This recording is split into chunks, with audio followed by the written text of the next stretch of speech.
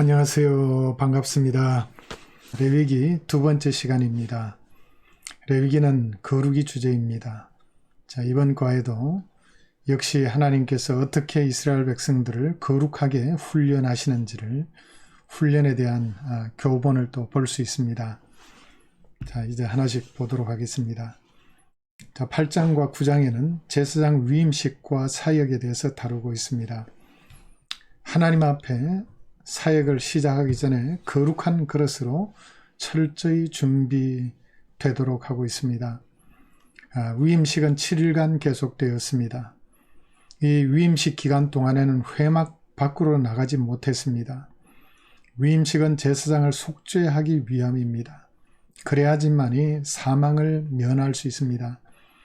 자, 거룩하지 못한 사람이 하나님 앞에 사역을 하게 되면은 특별히 지성소가 있는 하나님의 임재 처소 앞에 사역을 할 수가 없습니다. 모두 사망입니다. 자, 민수에 가면은 수많은 사람들이 거룩하지 못한 모습, 죄악된 모습으로 사망하는 모습을 보게 됩니다.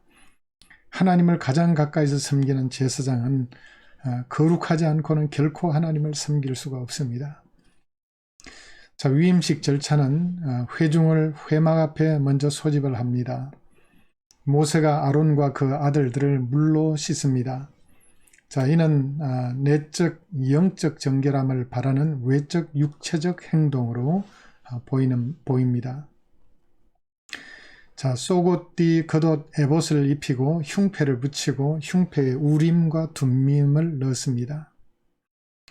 자, 우림과 둠밈은 주로 이제 판결할 때 사용하는 것과 같은 도구였습니다.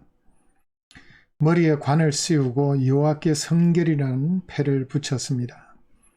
자, 하나님 앞에 얼마나 성결한 사역을 해야 되면 이렇게 패까지 붙이고 글씨까지 새겨서 붙이고 사역을 했을까요? 그 다음에 관유를 발랐습니다. 성막과 그 안에 모든 것에 관유를 발랐고 아론과 그 아들들에게도 관유를 발랐습니다. 이 관유의 기름은 성령의 기름 부음을 상징합니다. 자, 아론과 그 아들들의 죄를 위한 속죄제를 또한 드렸습니다. 제단의 뿔에 피를 발랐습니다. 아론과 그 아들들이 안수한 후에 번제의 순양을 또한 드렸습니다. 제단의 뿔에 피를 발랐습니다. 아론과 그 아들들이 안수한 후에 위임식 순양을 또 드렸습니다. 피를 이들의 오른쪽 귓뿌리와 오른쪽 엄지손가락과 오른쪽 엄지발가락에 발랐습니다. 자, 왜 이렇게 오른쪽 귓뿌리와 오른쪽 엄지손가락과 오른쪽 엄지발가락에 발랐을까요? 자, 이는 세상적인 욕망의 죽음을 상징합니다.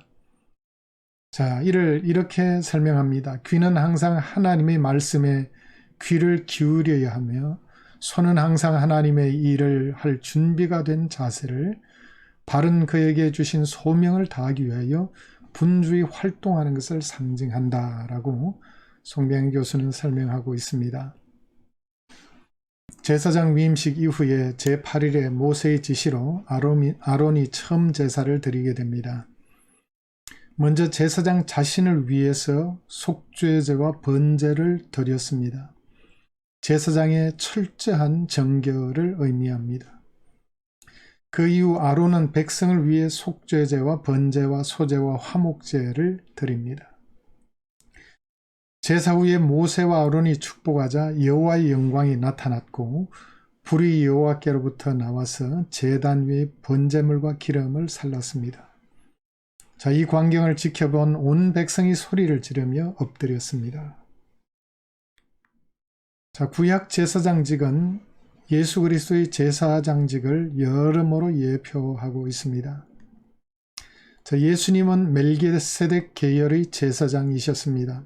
시편 110편 4절이 예언하고 있고 히브리서 6장 20절 7장 1절에서 17절이 이 말씀의 성취를 밝히고 있습니다. 자, 거리로는 휘장인데 휘장 앞서 가신 예수께서 멜기세덱의 반차를 따라 영원한 대제사장이 되어 우리를 위하여 들어가셨느니라. 히브리서 6장 20절은 말씀하고 있습니다. 예수님은 자신의 피를 하늘나라 지성소에 드린 대제사장이셨습니다. 히브리서 7장 그리고 9장 등에 자세히 설명하고 있습니다. 예수는 영원히 계심으로 그 제사장 직분도 갈리지 아니하느니라. 그러므로 자기를 힘입어 하나님께 나아가는 자들을 온전히 구원하실 수 있으니 이는 그가 항상 살아계셔서 그들을 위하여 간구하심이라 라고 히브리서 7장 24절 25절은 말씀하고 있습니다. 그래서 예수님은 자신의 피를 지상성소가 아니라 하늘나라 지성소에 드린 대제사장으로서 드린 그와 같은 사역을 하신 거죠. 예수님은 무죄하신 분에게 영원한 대제사장으로서 완전한 자격을 갖춘 분입니다.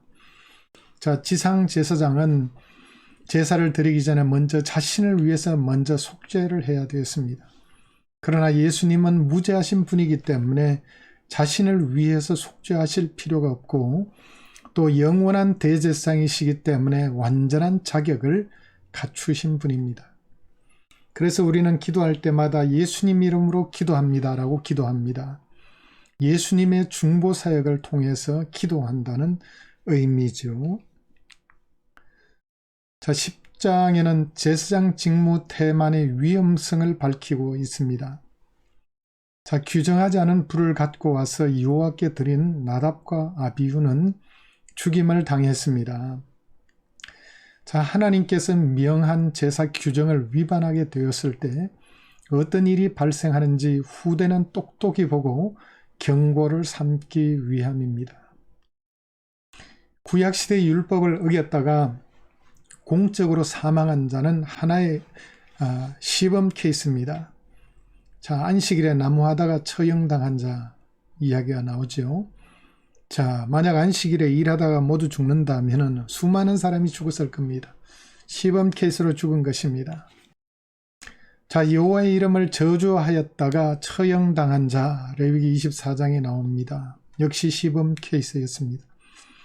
제사를 잘못 드렸다가 죽은 경우 레위기 10장 나답과 아비후의 경우도 역시 시범 케이스였습니다. 후대의 하나님의 백성이 보고 두려워하며 조심하도록 하기 위함입니다. 제사장이 정말 얼마나 조심하면서 사역해야 되는지를 이 사건을 통해서 분명하게 보여주시고 있습니다. 자, 11장에서 15장은 정결한 것과 부정한 것에 대한 규정이 나옵니다.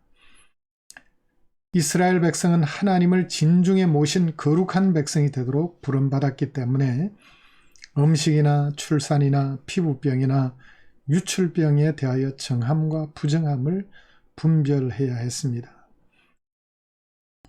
여기서 말하는 정함, 부정함은 위생적으로 정결하거나 부정결하다는 뜻이 아닙니다.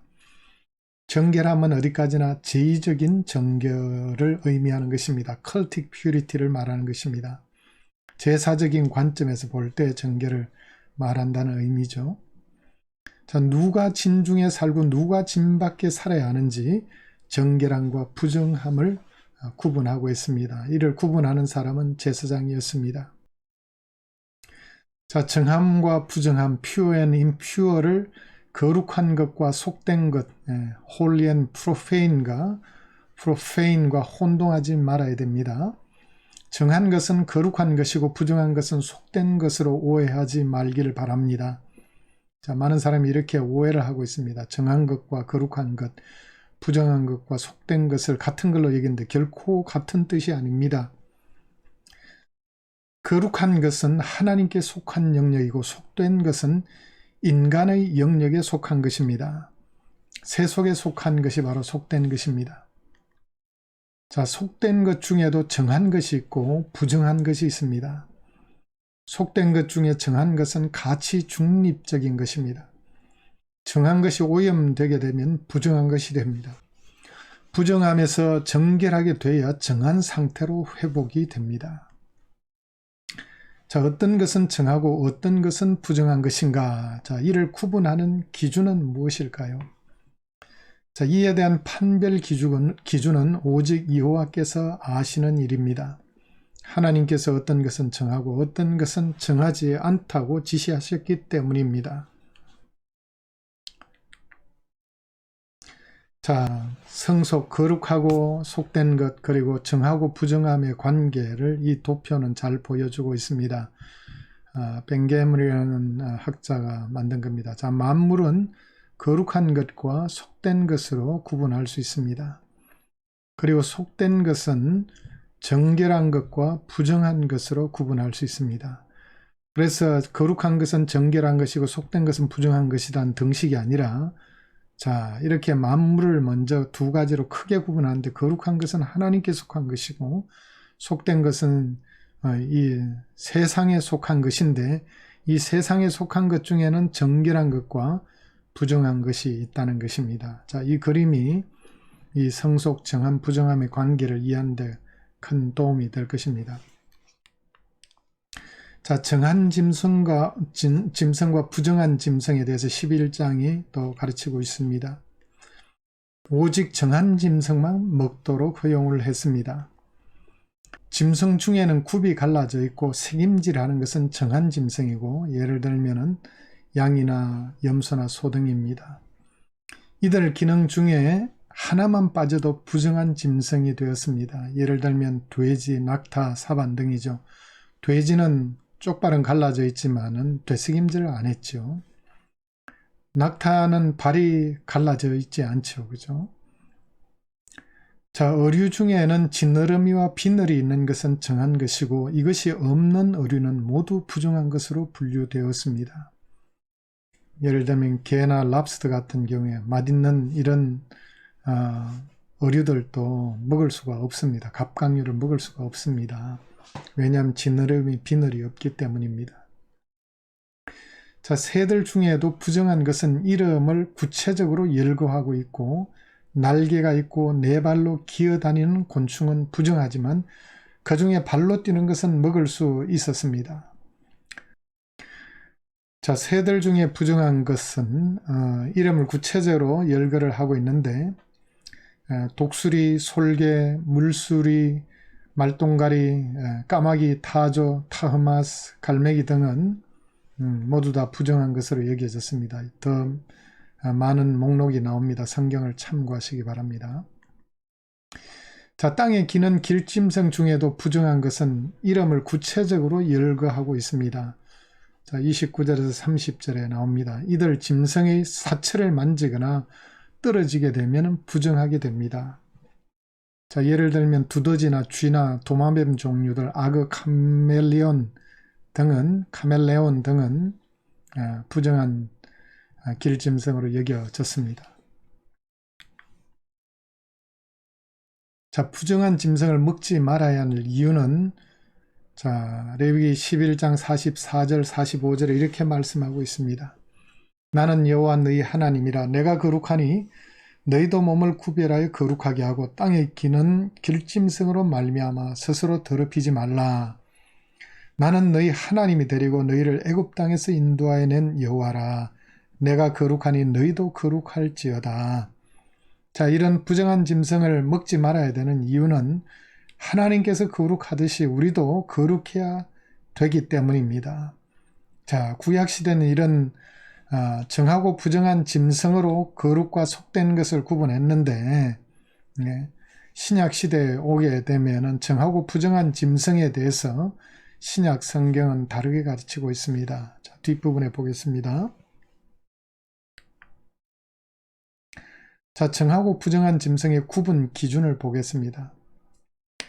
복은 위생학적인 설명이 있고 상징적 해석이 있고, 자, 이방 제2기원설이 있고 물질주의적 해석이 있고 윤리적 설명이 있습니다. 생명 존중 의도, 또 임의적 결정이 있고 더글라스의 구조주의적인 설명이 있고 생명과 죽음에 따른 정부정함의 구분 등 여러 가지 이론들이 있습니다. 자, 이들 이론 중에 복은 위생학적 설명과 구조주의적 설명과 생명과 죽음에 따른 구분이 그래도 설득력이 있어 보입니다. 자, 그런데 이들 이론도 완전한 설명은 불가능하고 일부분 타당성이 있는 정도인 것입니다. 자, 뒷부분에 우리가 보겠습니다만은 완전한 설명은 사실은 어렵습니다. 자, 이제 복은 위생학적 설명의 타당성과 한계를 보겠습니다. 자, 돼지고기, 게, 랍스터, 오징어 등은 대체로 콜레스테롤이 높은 음식들입니다. 그래서 고지혈증에 걸릴 수 있습니다. 많이 먹게 되면요. 최근 미생물학이 발달하면서 돼지고기에는 선모충이 많고 토끼는 야토병을 일으킬 수 있다는 사실이 입증이 되었습니다. 그런데 금지된 짐승 중에 건강에 좋은 것들이 있고 허용된 짐승 중에도 건강에 좋지 않은 것들이 있기 때문에 이 이론으로 모두 설명할 수는 없습니다. 자, 일부 설명할 수 있을 뿐입니다. 자, 더글라스의 구조주의적 설명의 타당성을 보겠습니다. 창조의 본래 질서를 따르는 것은 정한 것이고 창조의 질서를 벗어난 것은 부정한 것이라는 견해입니다. 자, 이런 관점에서 거룩이란 구별된 이상의 의미를 갖는데 완전성과 완결성을 의미한다라고 봅니다. 자, 더글라스의 이론이 잘 맞아떨어지는 것은 피부가 완전히 피부병으로 덮인 사람을 정결하다고 규정한 점입니다. 완전히 덮이면 더 부정해야 되는데 그렇지 않고 정결하다고 규정한 것은 바로 이 완결성, 완전성의 관점에서 설명할 때 설명이 가능한 것입니다. 그 다음 정함과 부정함의 구분 기준을 생명과 죽음의 관점에서 분류한 이론입니다. 자, 가장 설득력 있는 이론입니다. 생명은 하나님과 올바른 관계에 속한 상태이고 죽음은 하나님과 관계가 깨어진 상태를 의미합니다. 부정한 동물은 대부분의 경우에 죽음과 연관성 있는 동물들입니다. 부정한 짐승들은 피를 흘리면서 죽음을 통해 고기를 섭취하는 육식동물과 죽은 동물의 찌꺼기와 사체를 먹는 청소동물이나 돼지와 같은 잡식성 동물들입니다. 자, 그렇지만 이 이론도 출산이나 피부병이나 유출병을 설명하는 데는 한계가 있습니다.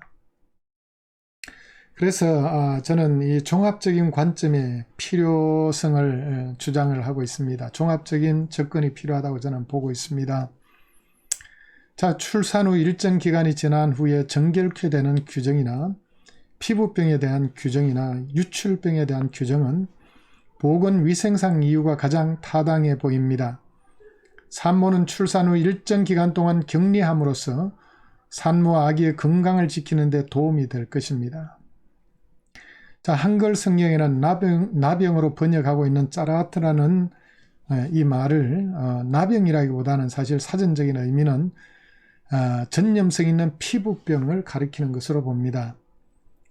그래서 부정하게 여겨 격리 수용하는 것이 공동체를 보호할 수 있는 방법이었습니다.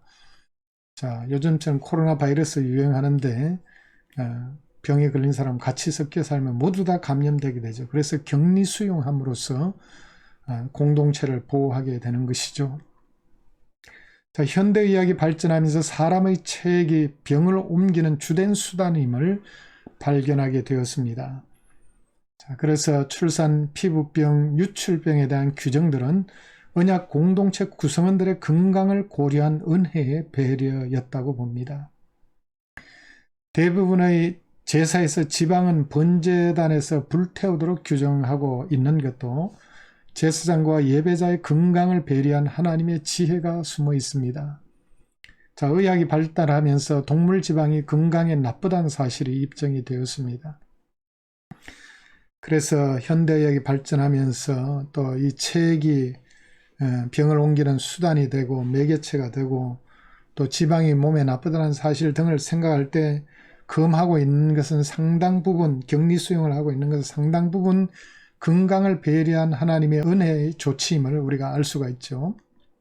자, 여기다가 더글라스의 구조주의적 설명과 또 생명과 죽음에 따른 정함, 부정함의 구분 등의 이론과 또 임의적 결정이란 이 이론을 추가해서 설명하게 되면은 상당 부분 설명할 수 있지 않나 생각이 듭니다. 자, 정함과 부정함에 대한 신약적 메시지를 보겠습니다. 자, 사실 이게 오늘날 우리가 이 정함과 부정함에 대한 메시지를 설교에 적용할 때 유용한 기준이 될 것입니다. 자, 구약시대 정함과 부정함의 규정도 의식법에 속한 것이기 때문에 문자적인 준수는 폐지되었습니다. 그러나 이의 본질적인 정신은 여전히 유효합니다. 자, 정함과 부정함에 대한 예수님의 해석은 이렇습니다. 자, 마가복음 7장 20절에서 23절 말씀 함께 한번 보겠습니다. 또 이르시되 사람에게서 나오는 그것이 사람을 더럽게 하느니라. 속에서 곧 사람의 마음에서 나오는 것은 악한 생각 곧 음란과 도둑질과 살인과 간음과 탐욕과 악독과 속임과 음탕과 질투와 비방과 교만과 우매함이니 이 모든 악한 것이 다 속에서 나와서 사람을 더럽게 하느니라 라고 말씀하고 있습니다. 여러분, 사람을 더럽게 하는 것은 우리 먹는 음식의 문제가 아니라 도덕적 영적인 부정함이라는 사실을 예수님은 가르치고 있습니다. 그래서 예수님께서는 이 말씀을 하시기 직전에 예수님은 모든 음식물은 깨끗하다고 선언하셨습니다. 그래서 구약 음식법 철폐를 암시하셨습니다. 그래서 구약 음식법은 하나의 상징적인 의미를 갖고 신약 시대에 와서는 바로 우리의 생각 가운데 부패한 생각들, 악한 생각들, 교만한 생각들, 음란한 생각들, 이런 잘못된 생각이 바로 우리를 부정하게 한다는 사실을 가르치고 있습니다. 자, 이는 베드로의 환상을 통해서도 간접적으로 암시하고 있습니다. 하나님께서 깨끗하게 하신 것을 내가 속되다 하지 말라라고 말씀하고 있습니다. 자, 이 환상을 통해서 구약 음식법의 철폐를 암시하고 있습니다. 베드로가 환상 가운데서 본 것은 땅에 기어다니는 온갖 부정한 것이 다 들어있는 보자기였습니다. 근데 하나님이 깨끗하게 했다라고 말씀하시면서 잡아먹으라고 하시잖아요. 그래서 이거는 이방인들을 구원하실 것을 보여주시는 환상이지만 동시에 구약 음식법 철폐를 암시하는 말씀입니다. 예수님께서 말씀하셨듯이. 자, 정함과 부정함에 대한 예수님의 가르침을 보겠습니다. 진짜 사람을 더럽히는 것은 사람의 마음속에서 나오는 것이라고 분명하게 밝히고 있습니다. 부정함의 개념을 음식물에서 영적인 것으로 변화시켜 율법을 완성하신 것을 보게 됩니다. 예수님은 당시 바리새인들과 서기관들을 향해 그들은 잔과 대접의 겉은 열심히 씻어 정결을 유지하였지만 마음속에는 탐욕과 방탕으로 가득 찬 부정한 자들이라고 평가를 했습니다. 자, 마태복음 23장 25절에서 27절 함께 한번 읽어보겠습니다. 화이슬 진저 외식하는 서기관들과 바리새인들이여, 잔과 대접의 겉은 깨끗이 하되 그 안에는 탐욕과 방탕으로 가득하게 하는도다. 눈먼 바리새인들이여, 너는 먼저 안을 깨끗이 하라. 그리하면 겉도 깨끗하리라. 화이슬 진저 외식하는 서기관들과 바리새인들이여, 회칠한 무덤 같으니 겉으로는 아름답게 보이나 그 안에는 죽은 사람의 뼈와 모든 더러운 것이 가득하도다. 예수님 당시의 무덤에는 돌을 파고 시신을 넣어둡니다. 그러니까 죽은 사람의 뼈도 있고 더러운 것이 가득 들어있죠. 바리새인들의 모습을 이렇게 비유하고 있습니다. 속에는 온갖 더러운 부패한 그와 같은 마음 상태를 가지면서 겉으로만 깨끗이 하는 이들을 눈먼 바리새인들이라고 칭하고 있죠. 자, 이 부정정함의 문제, 결국 사람의 마음속에 있는 탐욕이나 방탕함, 이런 모든 죄악된 모습이 부정함을 예수님은 분명히 보여주고 있습니다. 자, 예수님의 가르침에 따르면 부정함의 개념은 모두 인간의 내적인 부패상을 가리키고 있습니다. 그래서 우리가 정말 정하게 해야 될 것은 우리 마음속을 깨끗하게 해야 된다는 말씀이죠. 그러므로 레위기의 정함과 부정함의 개념을 오늘날 우리에게 적용하면 우리의 내면 세계를 부정한 것에서 깨끗한 것으로 바꾸어야 하는 것입니다. 눈먼 바리새인들이여, 너는 먼저 안을 깨끗이 하라. 그리하면 겉도 깨끗하리라. 우리의 속을 정결하게 하게 되면 우리의 겉도 깨끗하게 되리라고 말씀하고 있습니다. 정말 부정한 것은 우리의 내면 세계를 정결해야지 이 부정이 없어진다는 말씀이죠. 신약시대의 정결함의 길은 내면 세계를 말씀과 성령의 능력으로 깨끗하게 하는 길입니다. 진정한 정결의 길은 부패하고 타락한 인간 내면 세계를 철저히 청소하는 길입니다.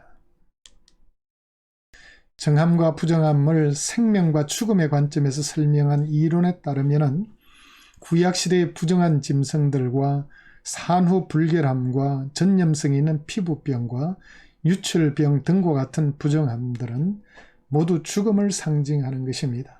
이는 곧 하나님과의 관계 단절을 의미하는 것이고 이는 영적인 죽음을 의미하는 것입니다. 인간 내면 세계의 부패한 심성들을 깨끗게 하는 길만이 생명으로 나아가는 길입니다. 하나님과의 관계가 회복되는 길이요 영적으로 사는 길임을 밝히고 있는 말씀입니다. 자, 이를 설명해 보면 이렇습니다. 자, 정함과 부정함의 상징적 예표적인 의미를 볼 수 있는데요. 자, 레위기 11장에서 15장에 나오는 정결법에 따르면 정한 것과 부정한 것이 있습니다. 자, 구약시대 이의 상징적인 의미는 정한 것은 생명을 상징하고 자, 부정한 것은 사망을 상징합니다. 자, 신약시대의 예표적인 의미는 생명, 정한 것은 거룩함을 상징하고 예표하고 자, 부정한 것은 결국 죄를 예표하는 것입니다. 그래서 정한 것은 결국 신약시대 와서는 거룩함을 예표하는 것이고 부정한 것은 바로 죄, 우리 인간의 내면에 있는 온갖 죄를 예표한 것으로 이해할 수 있겠습니다. 자, 전염성이 있는 피부병의 신약적인 의미를 보도록 하겠습니다. 전염성이 있는 고질적인 피부병은 공동체 전체를 부정하게 만들 수 있기 때문에 이들은 정결하게 되기까지 격리 수용하도록 규정하고 있습니다. 자, 이는 신약적인 관점에서 볼 때 고질적인 죄를 가진 자는 그의 죄악된 습성을 완전히 고치는 철저한 회개가 이루어지기까지 교회 공동체로부터 격리할 필요가 있음을 의미하는 것입니다. 자, 여러분 혹시 과일 박스를 사와서 잡숴 보신 분들은 아실 겁니다. 자, 예를 들면 토마토나 사과나 썩은 게 하나 있잖아요. 그 썩은 과일을 하나가 주위에 닿는 곳마다 다 썩게 만드는 것입니다. 그래서 부패한 사람은 철저하게 회개하기까지 격리 수용해야지만이 공동체를 병들지 않게 만듭니다. 예를 들면은 고질적인 파당을 만드는 사람을 징계하지 않고 그냥 버려두게 되면은 교회를 온통 소란시켜 가지고 교회 전체를 혼란에 빠뜨릴 수 있게 됩니다. 그래서 고질적인 죄를 가진 사람은 격리 수용해서 철저하게 회개한 다음에 되돌이켜야 되는 것입니다. 자, 한국교회 세습이 소수가 처음 시작했는데 그걸 그냥 방치하니까 지금 수백 교회, 중대형 교회들 중심으로 수백 교회가 세습을 모두 다 시행해 버렸습니다.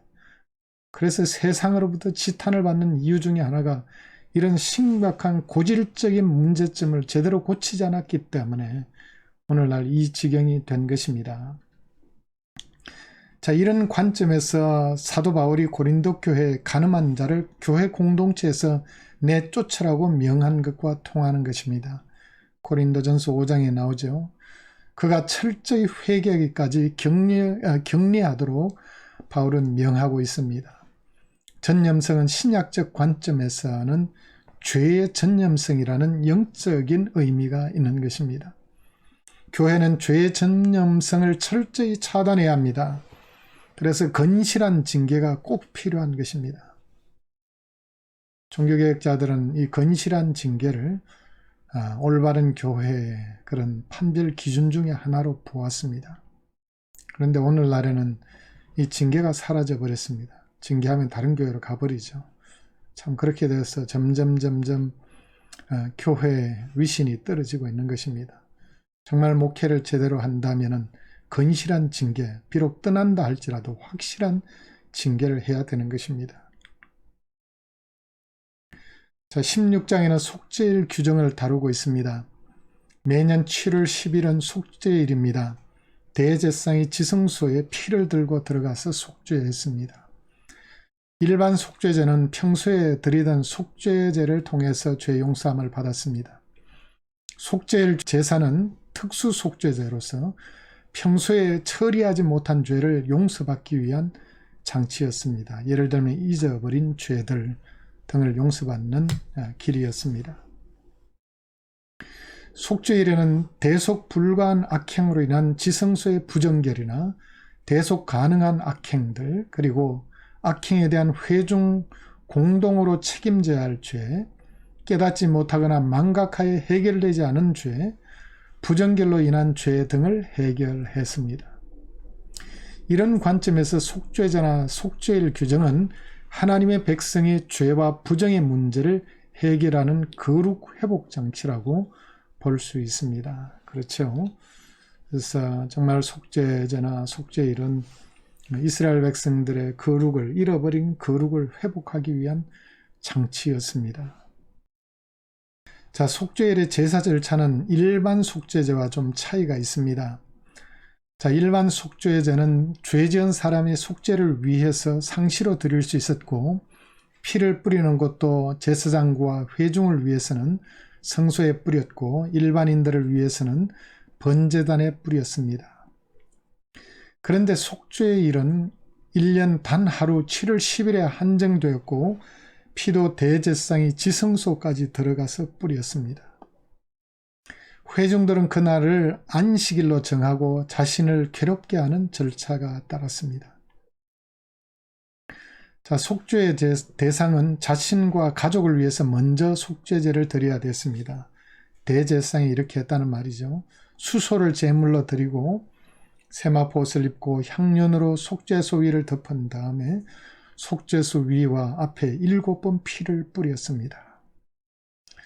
그 다음에 백성을 위해서 속죄해야 했습니다. 순념소 2를 골라서 하나는 하나님의 것으로 드렸고 속죄제로 드렸고, 다른 하나는 아사셀 염소로서 백성들의 모든 죄를 씌워서 광야로 내보내버렸습니다. 그 다음에 성막을 위해 속죄해야 됐습니다. 지성소와 성소와 번제단을 위해서 속죄를 했습니다. 수소의 피와 순념소의 피를 뿌렸습니다. 마지막으로 대제사장은 세마포옷을 벗은 후에 자신과 자신의 가정과 회중을 위해서 번제를 드려야 했습니다. 자, 속죄일에는 안식일 중에 안식일로 지켰습니다. 최고의 안식일이었습니다. 절대 일을 할 수 없었습니다. 그리고 모든 백성은 스스로 고행을 했습니다. 스스로 괴롭히면서 자신의 죄를 뉘우쳐야 했습니다. 자, 오늘날 우리도 정말 이 속죄일과 같은 이런 의식을 행한다면 얼마나 좋을까요? 1년에 한 번씩 날을 정하고 쉬면서 철저하게 회개하는 날로 삼는다면 우리의 죄를 정결케 하는데 큰 도움이 되지 않겠나 생각이 됩니다. 자, 속죄일 절차를 보겠습니다. 대제사장이 속죄일을 위해 제작한 특별한 세마포옷을 입어야 했습니다. 그는 번제단에서 향단에 불을 담아 지성소 안으로 갖고 가서 손에 들고 간 향기로운 향을 향단에 태워 연기가 속죄소를 덮게 해야 했습니다. 그래서 향연으로 가득 채운 다음에 속죄소를 덮은 다음에 대제사장은 자신과 가족을 위해서 잡은 수송아지 피를 들고 가서 속죄소 위와 앞에 피를 7번 뿌려 속죄합니다. 이어서 대제사장은 회중을 위한 속죄제 순념소 2마리를 제비 뽑아서 한 마리는 속죄제를 위해서, 다른 한 마리는 아사셀을 위해서 드렸습니다. 그는 속죄제로 드릴 순념소를 잡고 그 피를 속죄소 위와 앞에 뿌립니다. 그리고 성소로 나와서 향단 위와 주변에 피를 뿌려 성소를 정결하게 했습니다. 대제사장이 지성소에 들어가 속죄의 피를 뿌릴 때는 아무도 성소에 들어갈 수 없었습니다. 들어가면 죽습니다. 그 후 그는 수송아지 피와 순념소 피를 갖고 나와서 번제단 뿔에 바르고 손가락으로 피를 찍어 번제단 위에 7번 뿌려서 번제단을 정결케 합니다. 그 다음 그는 살아있는 염소의 머리에 2손을 얹어서 안수하여 백성의 모든 불의와 그 범한 모든 죄를 아뢰어 염소에게 전가시킵니다. 그 다음 정해진 사람이 백성의 모든 죄를 진 아사셀 염소를 사람들이 접근하기 어려운 무인 광야로 보내버립니다. 멀리 죄짐을 지고 가버리게 만듭니다. 대제사장 그 이후에 세마포옷을 벗은 후 목욕하고 대제사장복으로 갈아입고 번제를 드립니다. 마지막에는 번제를 드리게 됩니다. 자, 이제 대속죄일의 교훈을 보겠습니다. 회중을 위해서 속죄하기 전에 먼저 대제사장은 자신과 가족을 위해서 속죄 제물을 드려야 했습니다. 제물도 회중을 위해 드린 순념사보다 훨씬 값비싼 수송아지를 드린 점은 속죄의 우선순위에 대한 중요한 메시지를 줍니다. 단 피 바르는 곳은 달랐습니다. 자, 이는 회중을 위한 사역에 앞서서 예배 집례자인 사역자 자신이 먼저 철저한 회개와 속죄를 경험한 후에 하나님 앞에 예배자로 서야 한다는 사실을 보여주고 있습니다.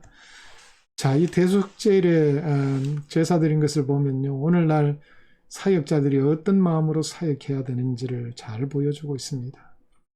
목회자는 먼저 하나님 앞에 사역을 하기 전에 철저하게 회개하고 자신과 가족을 위해서 회개하고 용서를 빌고 속죄 은혜를 체험한 다음에 그 다음에 하나님 주시는 은혜로서 회중들에게 나아가서 사역해야 된다는 사실을 보여주고 있습니다. 그리고 제물도 수송아지를 드리잖아요. 그만큼 정말 제물의 이 값은 훨씬 더 비싸다는 것은 무엇을 의미하느냐, 그만큼 철저한 더 비싼 대가를 치르면서 회개해야 함을 의미하는 것입니다. 그래서 사역의 성패는 결국 사역자 자신에게 달린 것을 알 수 있습니다. 얼마나 철저하게 자신이 회개하고 하나님 앞에 서느냐, 그것이 가장 중요함을 이 대속죄일 예배 규정을 통해서, 제사 규정을 통해서 우리는 배울 수 있습니다. 자, 속죄일의 예표적인 의미를 보겠습니다.